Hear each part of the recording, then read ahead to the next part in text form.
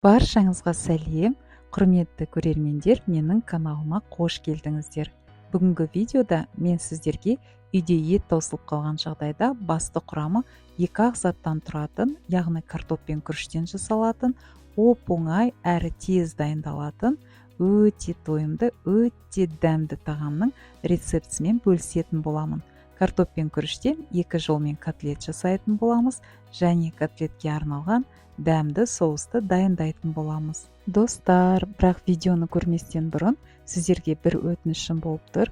Жақында ашылған каналымды қолдап, каналыма тіркеліп, лайк басып, қоңырауша батырмасын баса кетіңіздер. Сіздерден қолдау күтемін. Котлетті дайындаудың толық рецептісі төменде описанияда жазылған. Ең алдымен 200 грамм күрішті өлшеп алып, ыдысқа салып, су ағынының астында жақсылап күріштің суы тазарғанша әбден шайқап жуып аламыз және бәсеңдетілген отқа қойып, күрішімізді пісіреміз. Енді 3 ірі картопты алып, аршып жақсылап жуып, ірілеп турап ыдысқа саламыз және үстінен су құйып, дайын болғанша пісіреміз. Бір үлкен пиязды алып, майдалап, ұсақтап турап шығамыз.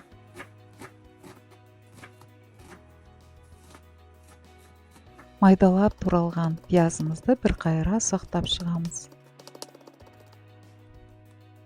Енді бір үлкен сәбізді алып, аршып, жақсылап жуып, бүккіштен өткіземіз.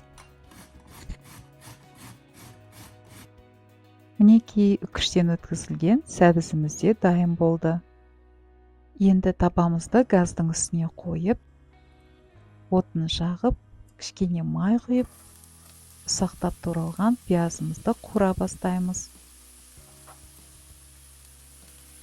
Пиязымызды жақсылап араластырып, қызарғанша қуырып шығамыз.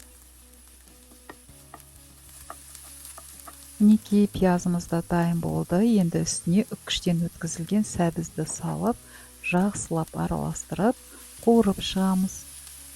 Қуырылған пияз бен сәбіз қоспасы дайын болды. Мінекей картопымыз да пісіп қалыпты. Піскен картопымызды сүзіп алып ыдысқа.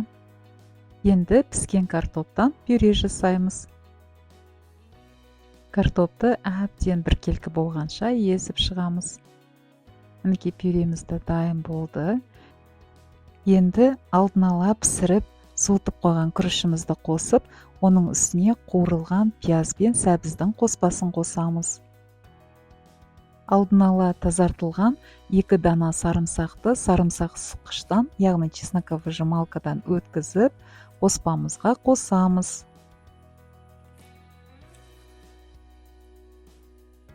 Енді өздеріңіздің қалауларыңызға қарай тұз және де дәмдеуіштер, қара бұрыш,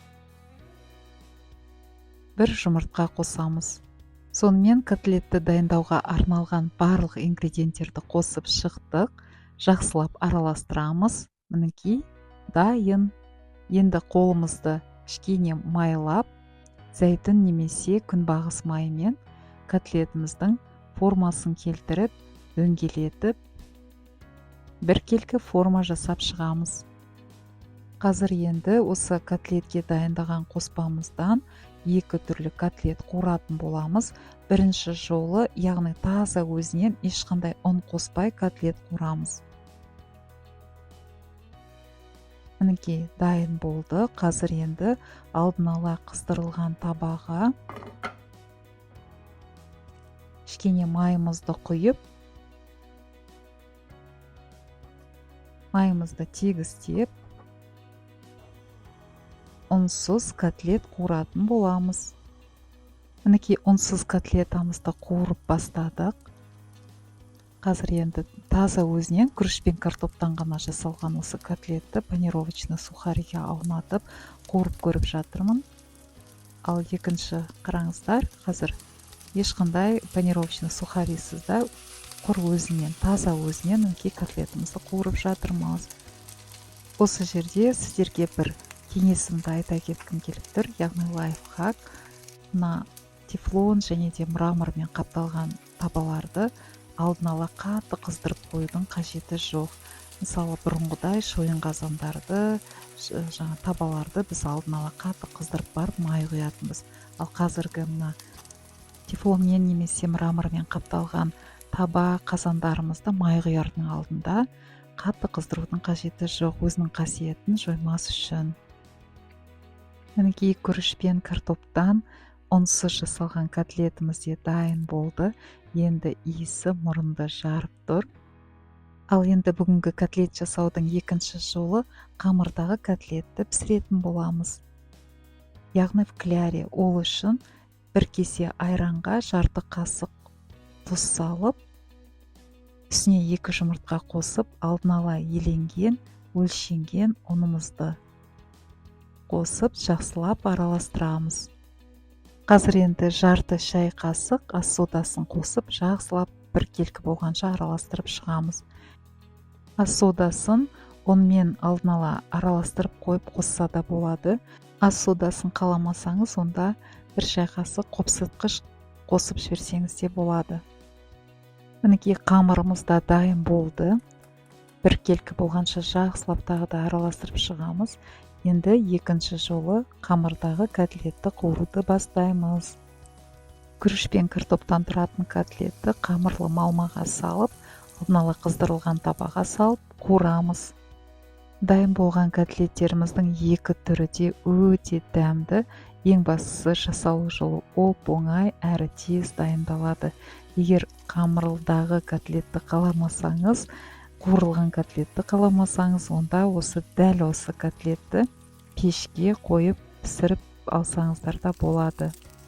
Енді үйде ет болмай қалған жағдайда, ет таусылып қалған жағдайда, тіпті ет жегіңіз келмесе, онда осындай көкөністен жасалған котлетті менюңізге, ас мәзіріңізге қоссаңыз болады.